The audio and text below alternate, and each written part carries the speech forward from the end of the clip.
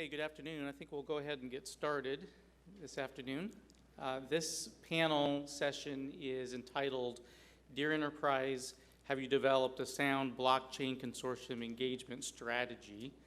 Of course, the meaning being that working collectively as enterprises to solve common industry problems using blockchain technology is complicated, and there isn't a one-size-fits-all approach to it. It can be difficult to navigate, and depending on what problem you're trying to solve or what industry you're in, it would entail a different approach. My name is Dax Hansen. I'm a partner with Perkins Coie, which is a global law firm with about 1,200 lawyers. I am a partner in the technology practice. I am a technology and a regulatory lawyer. I've focused most of my career on payments and financial services, and for about the last 9 years, I've also been focused on blockchain and cryptocurrency technology products. So I chair two practice groups at Perkins Coie, the Electronic Financial Services Group and the Blockchain and Digital Currency Group. We have a great list of panelists, a great group of panelists here today who have some real war stories and some real experience with this topic. In fact, we hand-selected them, and I'm thrilled that they all were able to participate today. You're in for a treat. The panelists that we have are, to my left here, we have Abi Gudgadia, who is the Chief Product Officer of Chronicled. And Chronicled, for those of you who don't know, has been building blockchain solutions and working with enterprises in several different industries, but most notably, I'd say the pharmaceutical space. And so Abi has multiple years of working in that space, and he can bring some of his experience to bear here with us today. Next to Abi is Christina Spiliakos, the Assistant General Counsel of Circle, which is a financial services company that has founded the Center Project and the USD stablecoin that you have undoubtedly heard about. Next to Christina is Mike Walker, the Senior Director of Applied Innovation, the Applied Innovation team at Microsoft. And next to Mike, and so Mike has worked on helping enterprises figure out their technology strategies, including how to implement blockchain technologies, but also artificial intelligence and machine learning and other technologies as part of a broad fabric and infrastructure. And next to Mike, last but not least, is Youssef Snifer, who is Perkins Coie's FinTech and blockchain strategist, strategic counsel, who brings a long career in payments and financial services at Microsoft, and who's been with Perkins Coie for just under a year. I want to have you think about some questions that you'll pose at the end of this panel here about enterprise engagement collectively in some sort of a consortia model, because we're going to give you some time to ask questions. But I think just to set the stage here, my view is that blockchain technology is inherently a collaborative technology, that its success depends on sort of network effects. The more enterprises or the more users adopt the technology, collectively work on it together, the stronger the prospects are for the solutions.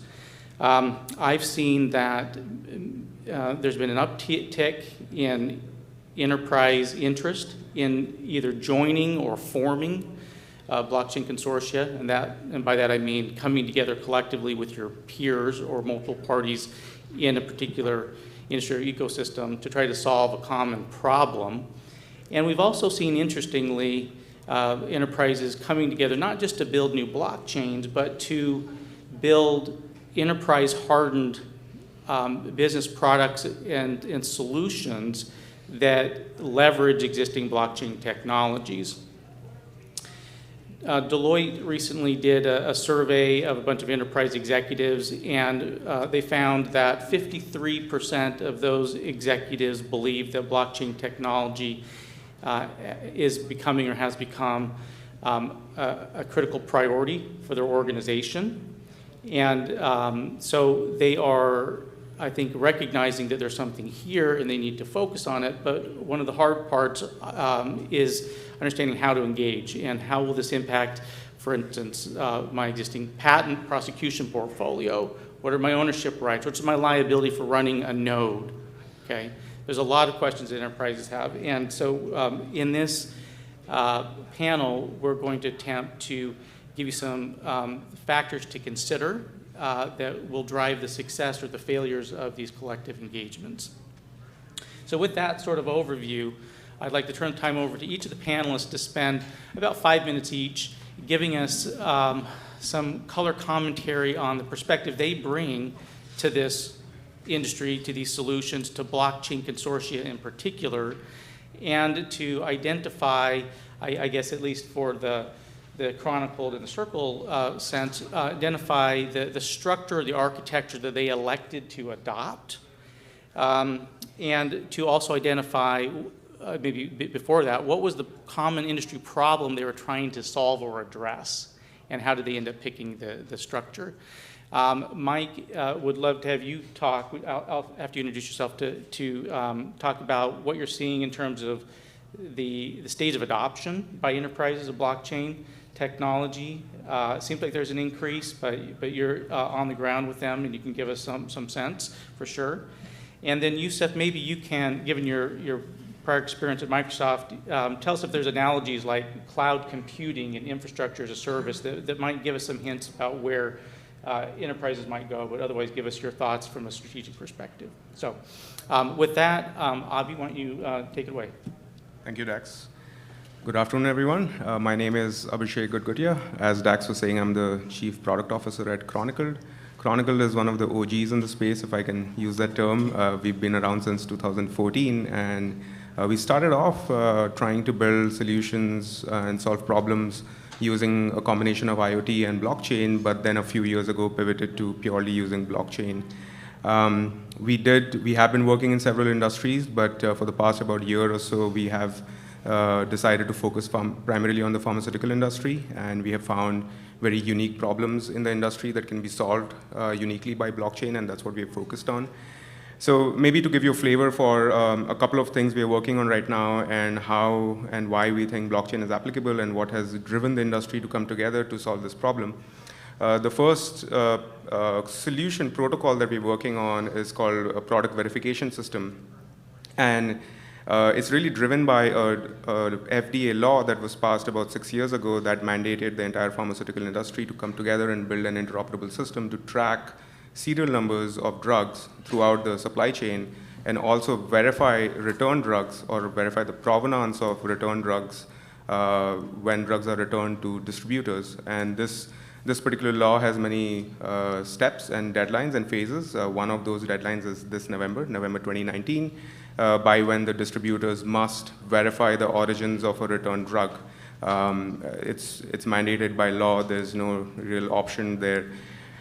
So we frankly got lucky. We have a number of pharma executives in our leadership team, and when we came across this particular law and the problem, we realized very quickly that it can be solved in a very, very elegant way using blockchain, because blockchain is meant inherently for problems, shared business problems in an industry ecosystem shared by different companies, and something that all companies in the ecosystem must come together to solve.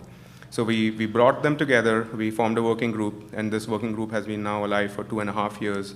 We meet on a very, very regular basis, every 2 weeks over the phone, every 8 weeks in person, face-to-face, very, very active collaboration going on, and this has been going on now for 2 years. And this particular solution is going to go live next quarter, November 2019 being the deadline. We are going live next quarter, and after testing, it's going to be used from November onwards. One of the key reasons, as you can tell from what I've described, one of the key reasons we were able to bring everybody together and really build this solution quickly was because this was a shared problem. And that's a pattern that we have found across the board, which is when we are evaluating use cases for any industry, we carefully look at whether it can be uniquely solved by blockchain and whether it is a shared business problem. If it's a business problem that's experienced only by one set of stakeholders in any ecosystem, then in all probability it's not a good fit for blockchain, even though it can be uniquely solved by blockchain, because there must be a win-win in the solution for every set of stakeholders in the industry. In the pharmaceutical space, with this first solution that I just described to you, first problem, there is a win-win in this, quote unquote, for the drug manufacturers as well as for the drug distributors. They have to comply with this law.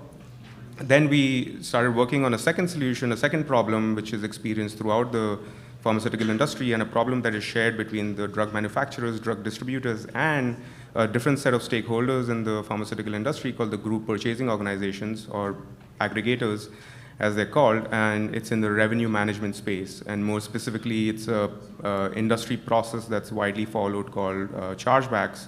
It falls under the rebates umbrella. So this is different from credit card chargebacks. You can think of it more as rebates. And last year in March 2018, the industry told us this seems like another problem that can be uniquely solved by blockchain.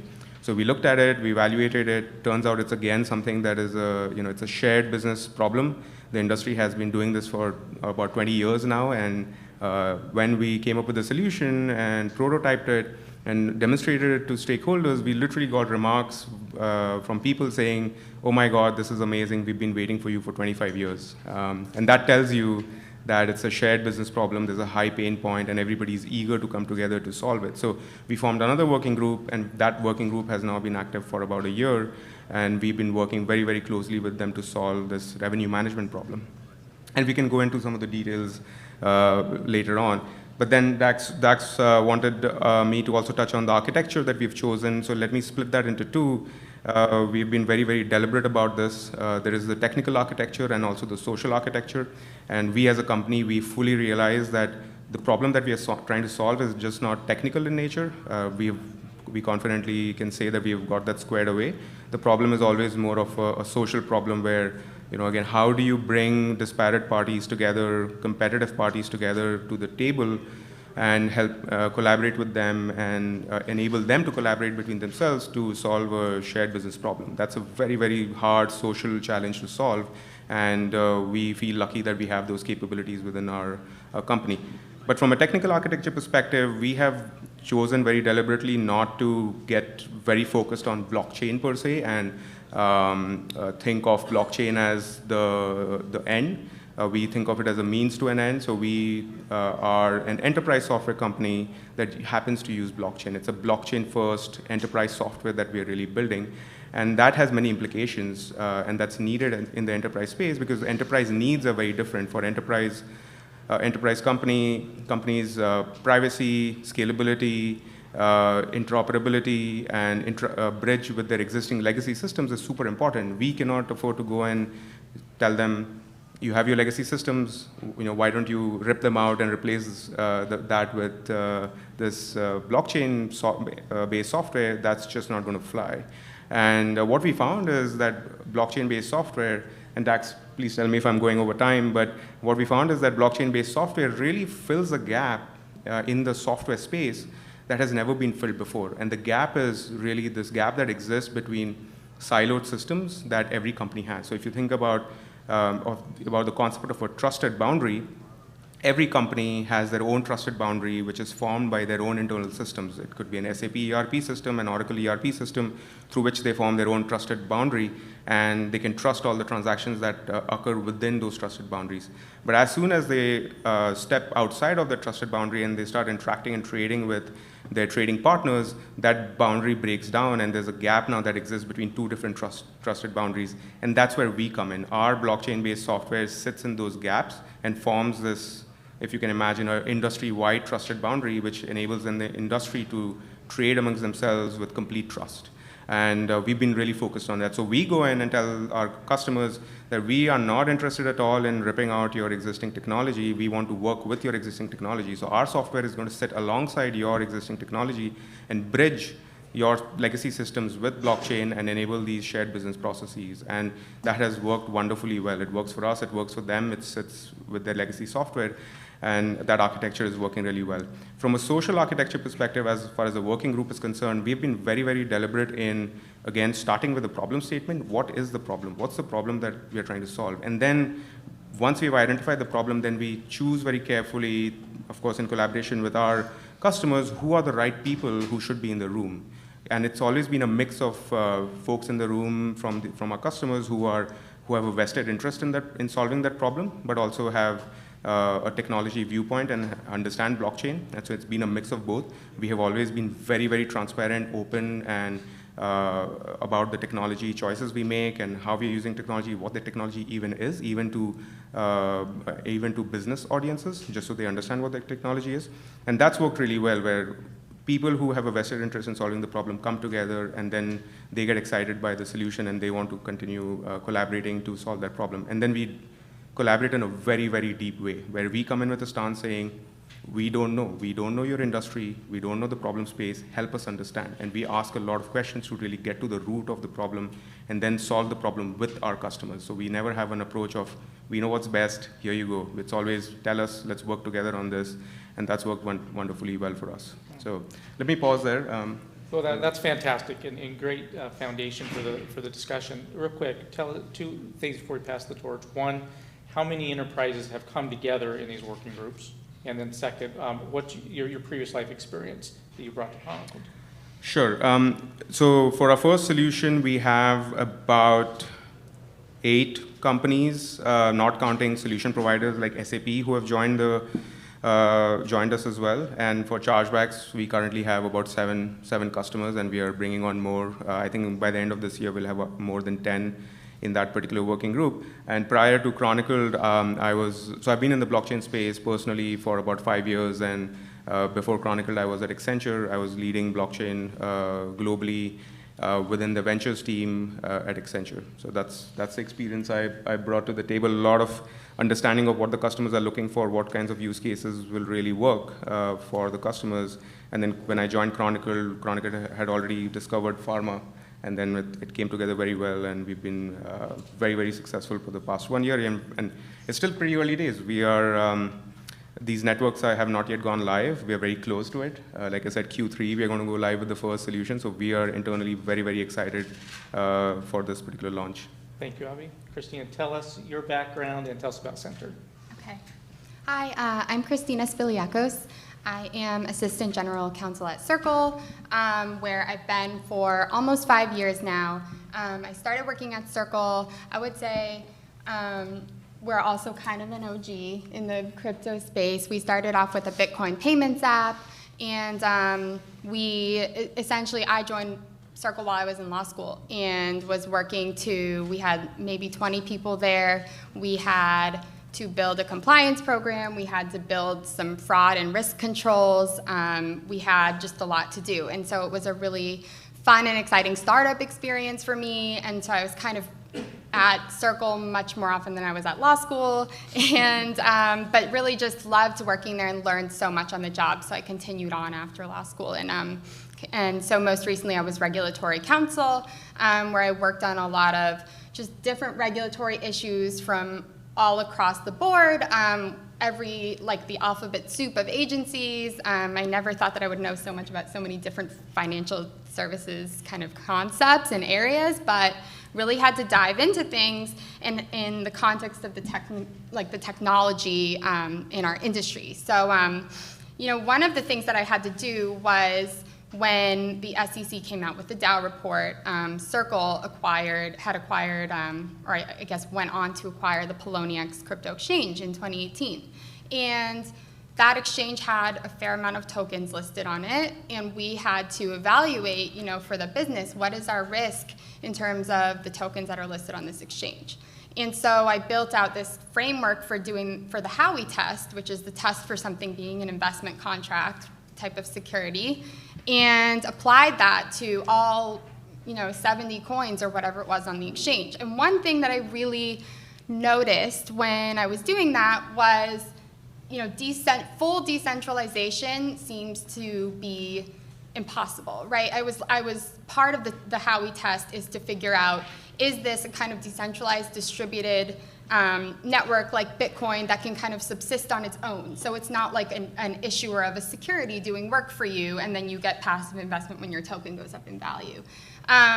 So seeing that, I had to really look for decentralization, and it's really hard to find true decentralization. And I think that kind of bridges the kind of concept with this stablecoin network that we're working on and the consortium that Circle has developed. So Center is this stablecoin network. We have a stablecoin called USDC that Circle announced in 2018. It's an ERC20 token. It's based on Ethereum, and the idea is that we are trying to solve kind of one large problem, but that can be broken down into different parts. So I would say that, first of all, the stable value in volatile cryptocurrency markets is important.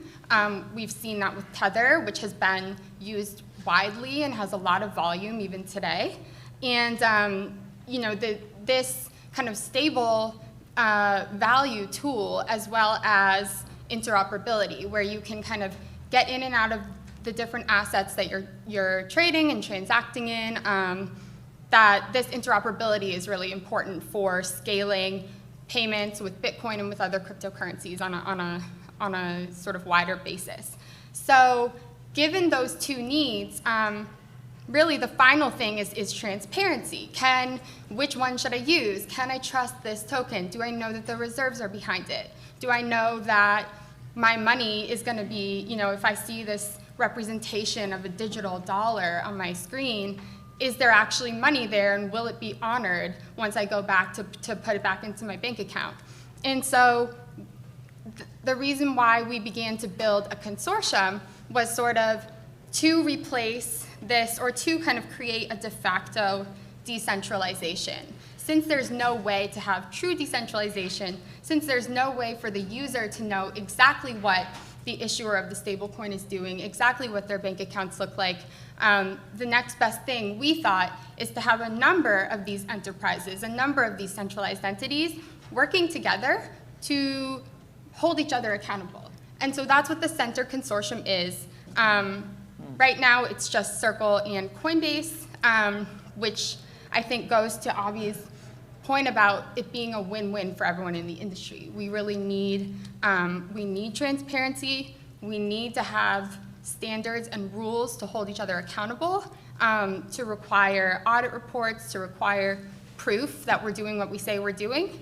And we hope to scale this network over the coming years to have more issuers, and also add to our group of exchanges and other network participants that are kind of using USDC and benefiting from that stable, interoperable, transparent network that we're building. Fantastic. Thank you, Christina. What do you think, Mike?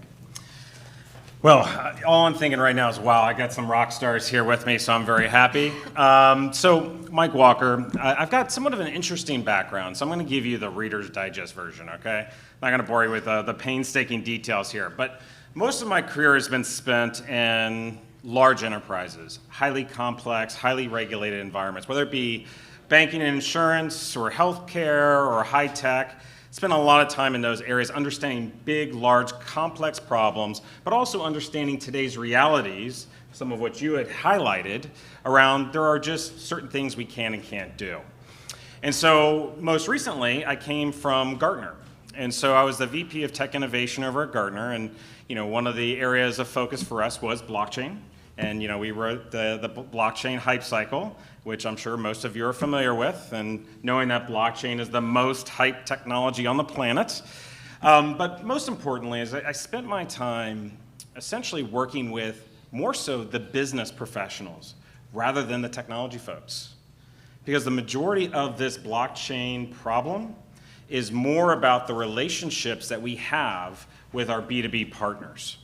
And those relationships require us to understand the business that we're in, potentially the business we want to be in, but also there's very real legal contracts that's already in place, regulation, et cetera. So I spent the past 18 to 24 months sitting with executive board of director level folks with ideation types of sessions where we're figuring out and we're doing real soul searching, what do we want these companies to be? And keep in mind, blockchain is an ecosystem technology. Okay, I want to let that set in for a second. Notice I didn't say consortium. I hate that word. Hate it. It's a bad word. If there's a problem with the word blockchain consortium, it's that if there's any consistency, there is a lack of consistency, and there's tons of prior art around that term. And we're not really even doing what the term even defines. So we should stop using it, first and foremost. So that'd be my recommendation. But that aside, helping enterprises really understand how to build these things. And to do that, we have to also understand the marketplace. And so whether it's my time at Gartner and looking at the marketplace or at Microsoft, we're monitoring close to 70 consortiums globally. And what we're finding, again, is if there is any consistency, there is inconsistency. Over half of those consortiums are still under development, by the way. They're still not even in production.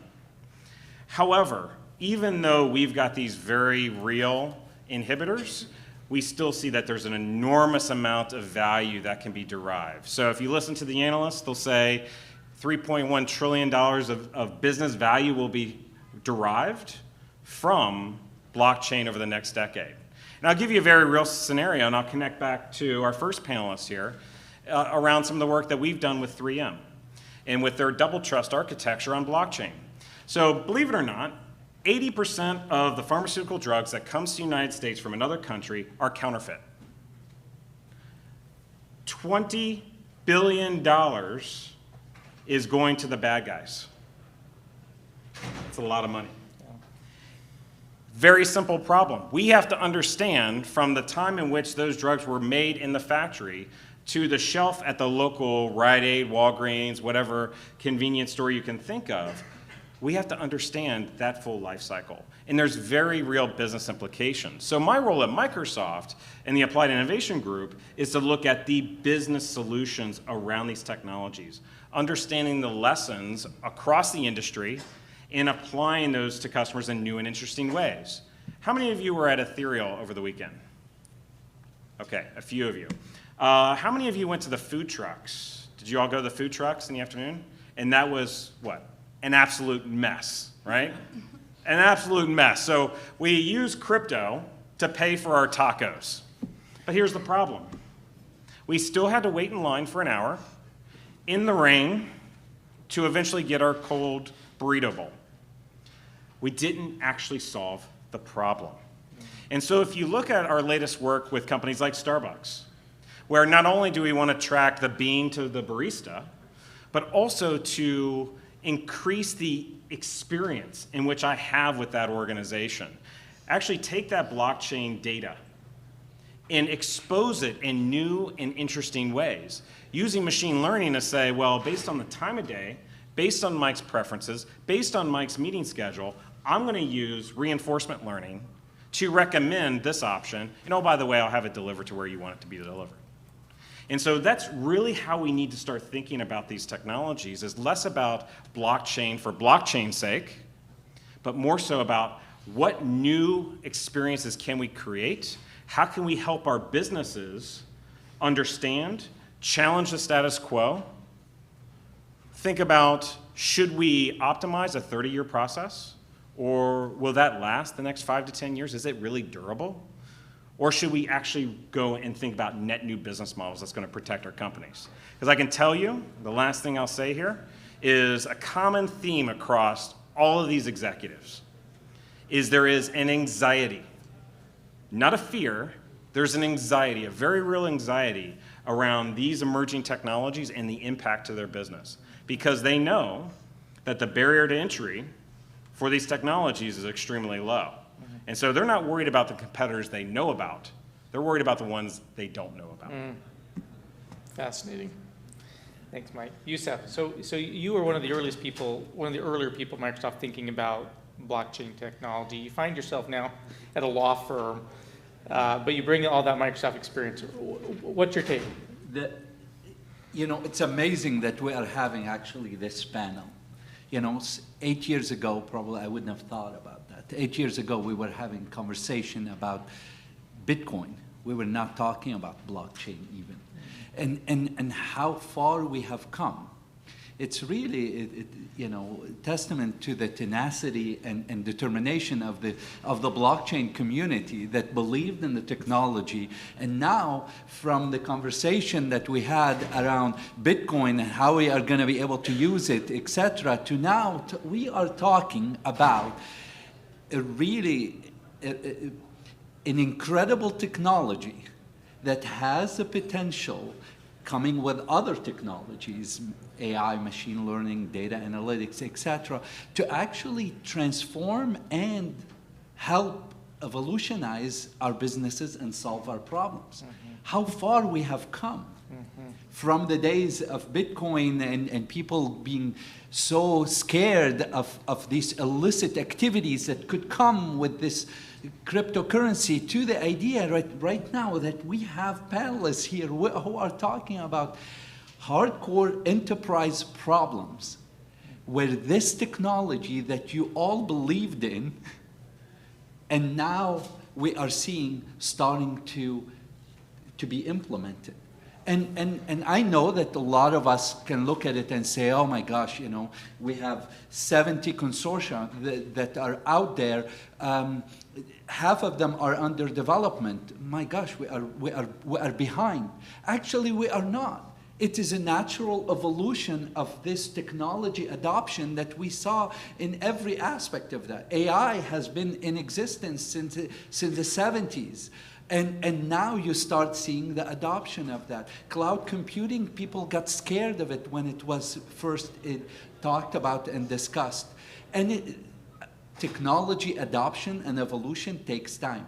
The fact that we are having this conversation today around adoption of blockchain technology by enterprises to solve an operational problem or unlock new business opportunity is something that we need to all of us step back and appreciate the evolution and the progress that we have made in this space.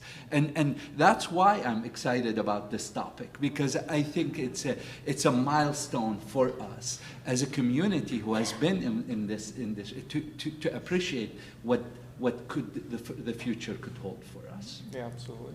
Well, good. Well, thank you all for your initial thoughts there. Now, I want to jump into at least two questions, or to try to get out of this panel at least two things, which is first, success and then failure. Okay, so of the many complex factors are all interwoven for how to come up with some sort of initiative, coalition. I know, Mike, you don't like the word consortium, but like the idea, the main point is that there are companies that are coming together to solve some sort of a common problem. You know, and the thought is that there's various technologies that can fit, but blockchain technology has the keys to some of the potential success here, right? So as companies come together, they have to analyze things like legal structure, IP policy, how do you get IP, intellectual property in, how you license it out, how you fund the organization, how you run it from an operational perspective, how you deal with antitrust considerations, right? I mean, there are many, many factors.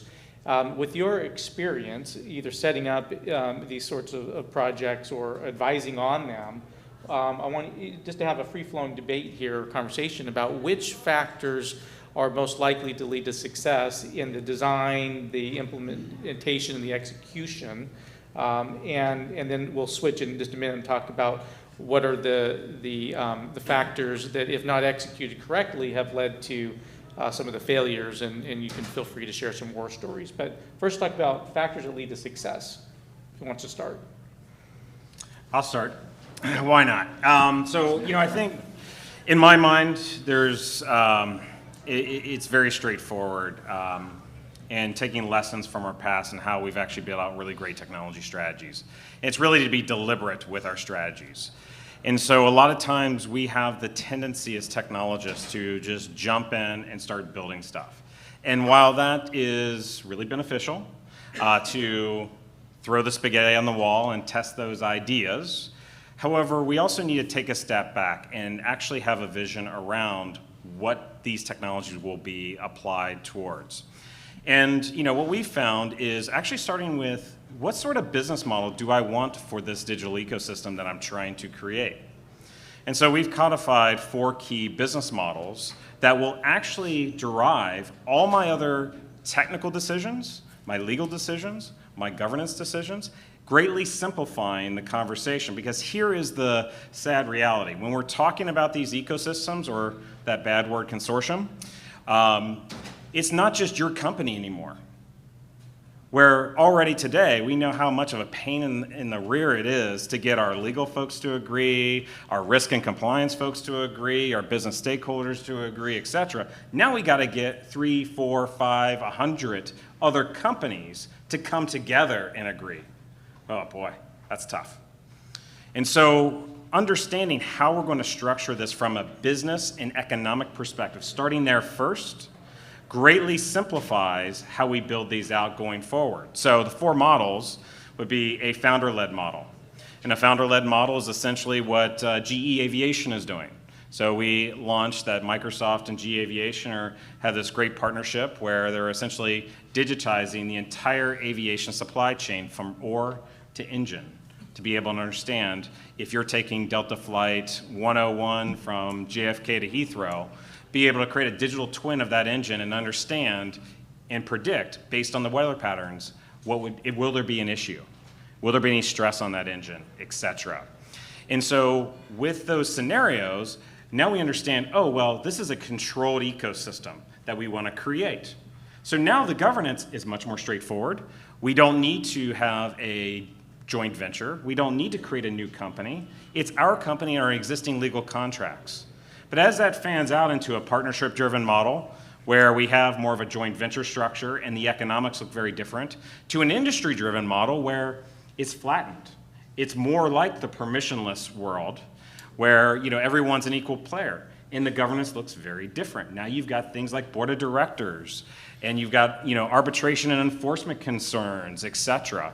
And so by starting at that point and understanding what problem ultimately are you trying to solve, then it gets much, much easier to figure out the economic challenges, your risk footprint, the legal structure, where I get incorporated even, who will be my partner, the roadmap, the technical architecture, because the technical architecture changes based on that business model.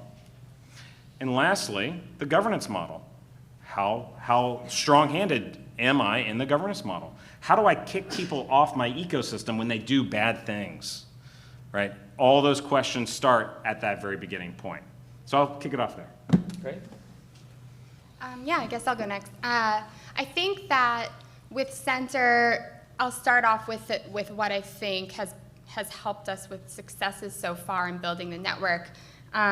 It really is kind of taking the time to set out specific network rules. And we're actually working on this rule book, which contains, for each issuer that's involved in the system, what are the kind of boundaries, what are the requirements, how can you exercise influence on the network, really just what each player is allowed to do and what are the consequences if they don't meet kind of the standards that the consortium, that Center, has for each issuer. And by doing that, I think we really establish and create the kind of ethos that we're all on a level playing field, that no single issuer is going to have, just because you arrived there first, is going to have kind of say over any other. There's equal ownership and there's equal kind of say in what happens with the enterprise.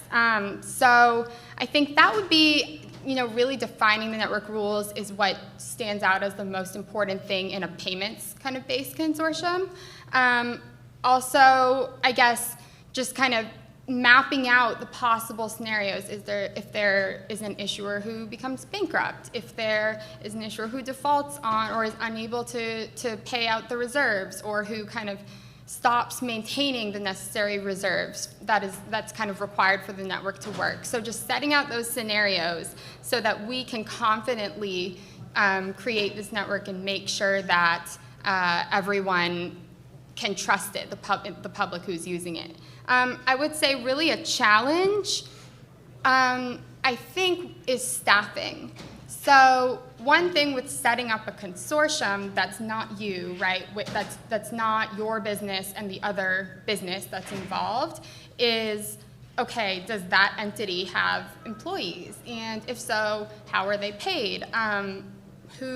Before it has employees, how much time should the dedicated employees in each business, how much time should they be contributing to this project? You know, I had other legal jobs to do in Circle before I started working on the center kind of business. And so, you know, I think it's been an incredibly rewarding experience, but you do kind of add to your responsibilities, and it puts a strain on the employee and the staffing in your business. So kind of setting out or figuring out a plan for how you will make staffing work, who will be working on the project, as well as if you plan to have sort of a tiered membership approach, like if you plan to have, okay, this issuer, if you have a certain net worth, has to put in this much capital into the network or into the consortium, then how do you avoid a free rider problem if it's a smaller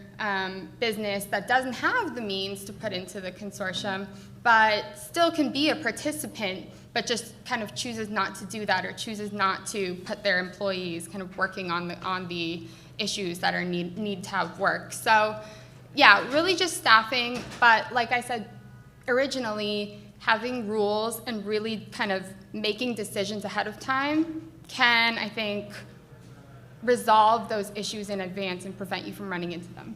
That's great. Can I actually ask a clarifying question for you? Yes. So as far as, because I think the talent issue is a big issue, could you maybe give your perspective on the level of readiness organizations have?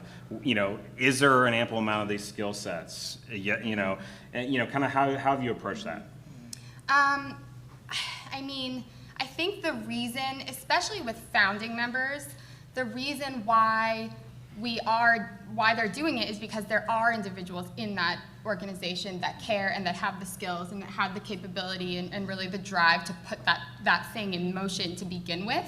So I would say initially, you know, it really is kind of a lot of people on each side of the business. I mean, we have at Circle, we have, and Coinbase I know as well, we have developers, we have lawyers, business people, accounting, I mean, really across the board, all working on this project and all kind of taking, you know, an additional 25% of work or something to make sure that it gets bootstrapped and that it gets going. So I can't speak to after that. Once there are more issuers, I think we'll see as the network grows.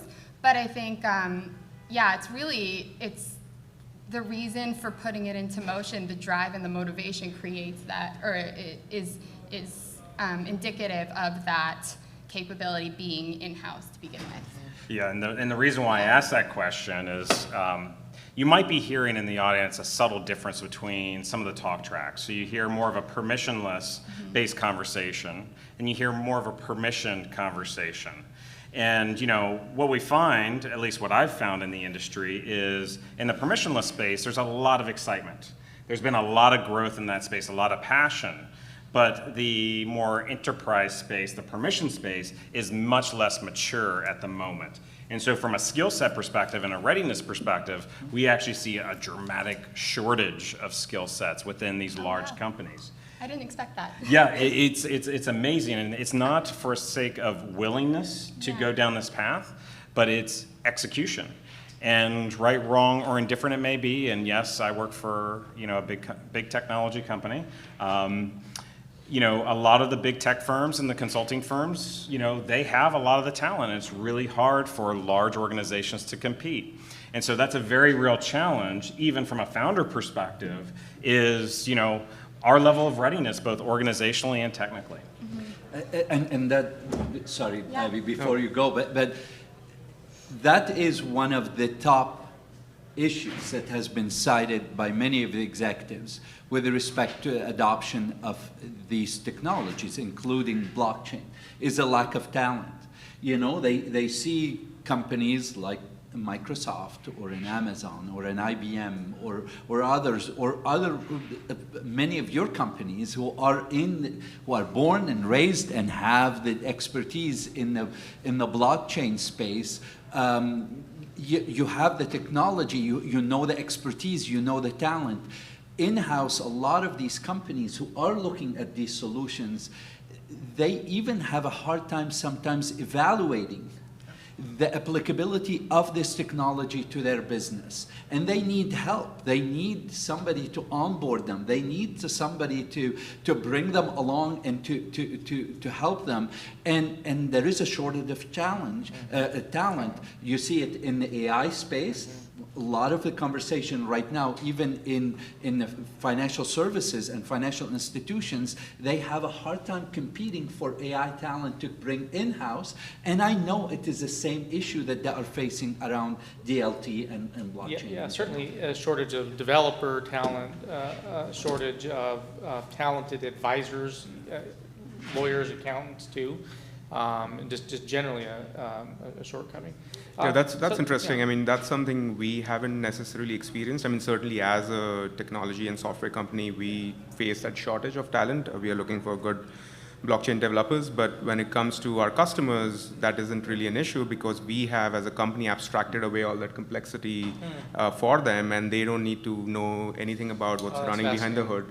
Yeah. They just need to tell us what their shared business process is and what the problem is and how to integrate with their legacy systems. And we take care of everything else. We have abstracted away everything else. And in this sort of spectrum of centralization to decentralization, we certainly have made very conscious design choices where we have kept certain parts, quote unquote, decentralized because those are important to our customers. For example, data privacy. So our architecture is such that data resides with them behind their firewalls. It does not even reside on the blockchain. So on that, by the way, we have a very high contrarian view to what's accepted otherwise, which is let's store all the data on the blockchain. And we are absolutely contrarian to that.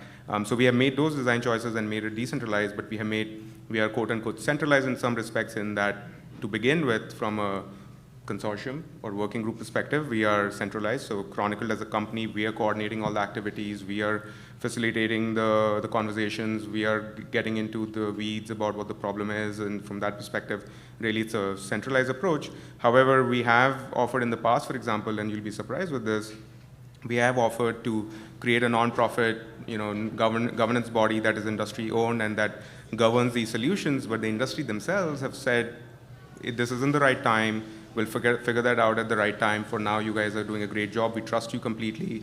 Carry on. And so even though we are taking this centralized approach for now, we are fully committed as a company that at the right time we will hand over the IP to a non-profit governing body that is owned by the industry and operated by the industry. But till then, it does behoove us to take this centralized approach so that we can iterate rapidly on the solution and create the solution that solves the real problem, because that's the key. If we don't do that, and frankly, with all the projects going on, I do not know at what stage they are, but there hasn't been any real live success story as far as I know.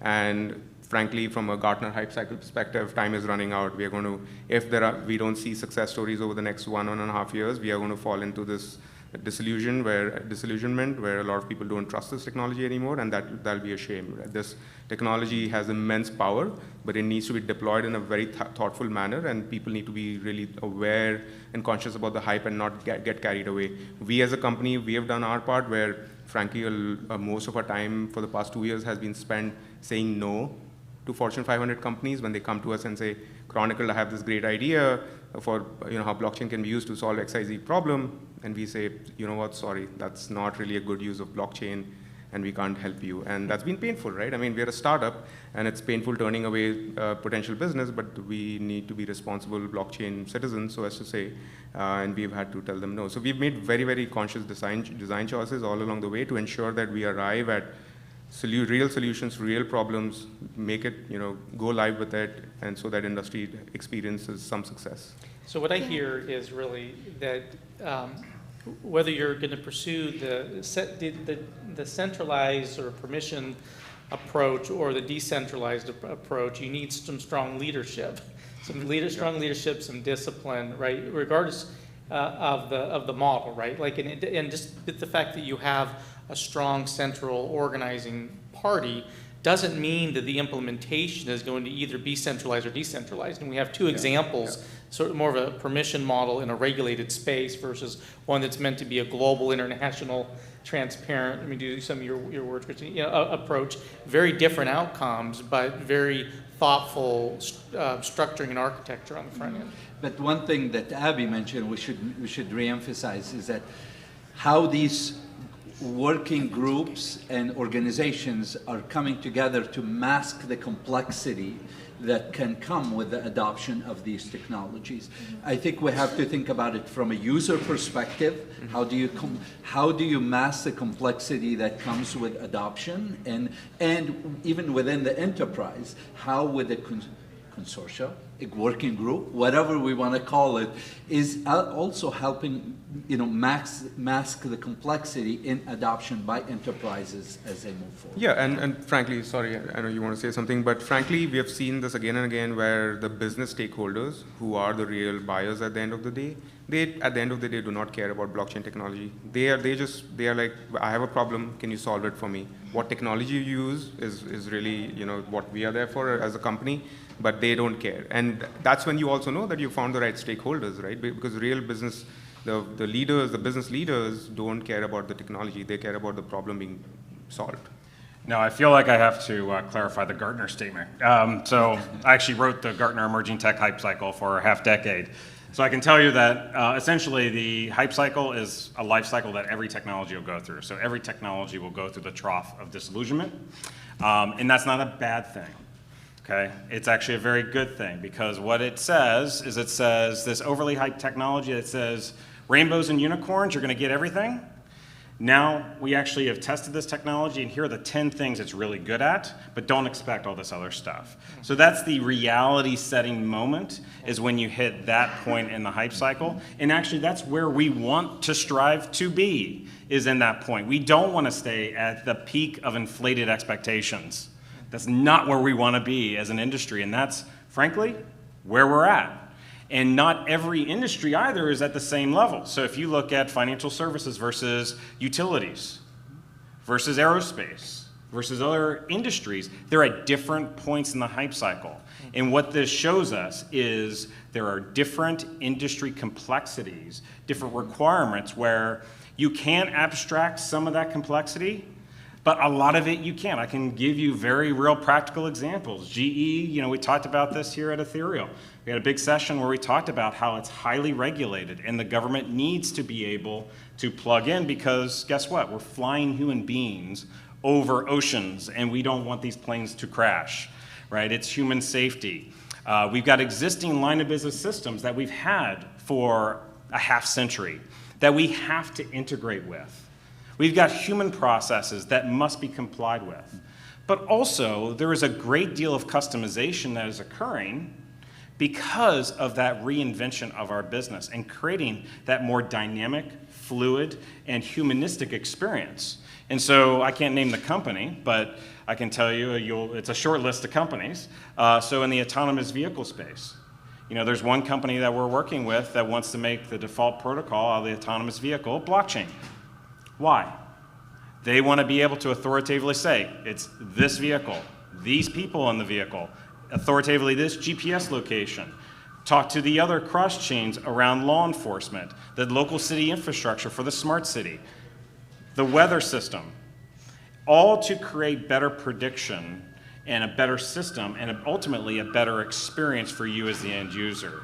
So I think us as leaders in this space, we have to strive for that model. I totally agree, is abstract that complexity, but we're still very, very early days. Yeah. And there's going to be a lot of subtleties, a lot of, unfortunately, ERP implementations and CRM, all these back-end systems that no one wants to play with, that we're going to have to deal with. Yeah. Well, I think the other side of that is really the importance of getting businesses to care about blockchain. Now that businesses care, or that they're agnostic to it, but it's working for them, getting kind of the other side, getting the open kind of permissionless blockchain community to care about permission blockchain and to be excited about it and to, you know, kind of create that hype on the other side. And I think one of the great things that I think needs to be communicated more to the wider cryptocurrency ecosystem that's really been based on, you know, the original Satoshi white paper for Bitcoin, the open kind of permissionless blockchain, is really kind of the ability to, the need for enterprises to embrace this technology so that it can be interoperable with the permissionless kind of borderless systems that we're building. And so if you know, a stable coin like USDC or any other one could settle on, you know, on the Ethereum blockchain kind of publicly, it can also settle on the Ethereum blockchain utilized within an enterprise. And that way we really do start to create this interconnected, interoperable world that looks more like sort of mimicking the internet, mimicking the standards that we really want to build in order for the public and mass adoption to really take hold. Yeah. And that's a great point, because we'll use that last backdrop of the hype cycle. If you look at the blockchain hype cycle, what you'll find is Bitcoin is actually on the far right-hand side. Mm-hmm. It is on the plateau, right? And so it's much further along. So to your point, yes, mass adoption, people get it. There's more developers, et cetera. But you've got this wide imbalance on the left-hand side where you still got the R&D efforts and the innovation and the pioneers and mavericks, and maybe some of the fast followers doing stuff, but there's still a wide chasm. And it's okay, and it's happening right now. So real quick, I'm gonna leave time for one or two questions, but Abhi, give us, is there one factor that if ignored leads to failure? I mean, is it just the inverse of all the successes that we've been talking about? Or is there something else that you would throw out to help people who are thinking about it? You know, is there one thing that's sort of like taboo? Forming a working group to find a problem to solve, right, is going to lead to failure. The working group, the ecosystem, the consortium has to be formed based on a problem that's been identified already, rather than people coming together to explore blockchain and figure out how blockchain can be applied to problems.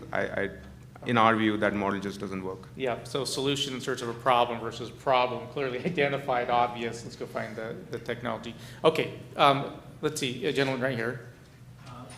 Roger Hahn from Eugene. I have a practical question about building your blockchain network. So we view it as sort of like a Switzerland, and you know the traditional value propositions like process optimization. But practically, how do you get some of these tenants on the network chain? And specifically, one question is, what do you think about cutting them in on the equity, whatever values derived from the network? Wow. That's a complex question there. Yeah, I mean, the second piece, I would say, from our perspective, has been quite simple. We've thought about it. I think it just complicates the matter. Is complexity, unnecessary complexity that nobody wants, even our customers don't want, which is equity or some token of sort. We actually, as a company, decided not to issue a token at the peak of the token hype cycle last year, ICO hype cycle.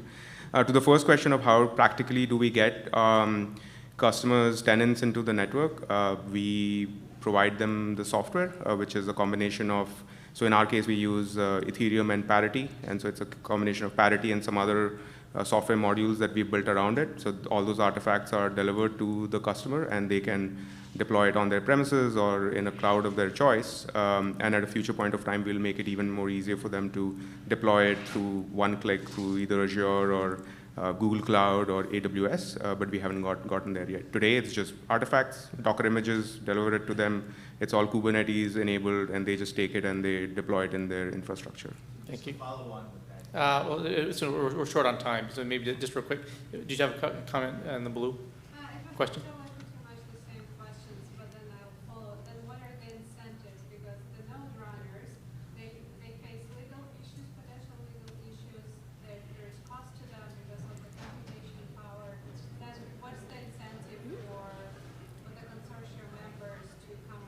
For those who didn't hear, how do you create the right incentive structure for enterprises to participate and run things like nodes where there's risks? I will say this. I think what you are both hitting on are the two factors that we consider are critical for any decision around forming or joining consortium. You need to understand the governance structure and you need to understand the economic and financial model that comes with it. Because when I say financial economic model, is a benefit as well as a risk associated with that. And in all honesty, there is a lot of creativity that could be implemented here in terms of thinking around innovative governance structure where you can bring people together and creating the right incentives for them to participate while at the same time thinking through this risk allocation. So that what we have seen, and Mike said it in the beginning, there is no one model that you can use. There is a lot of creativity that you can leverage in here.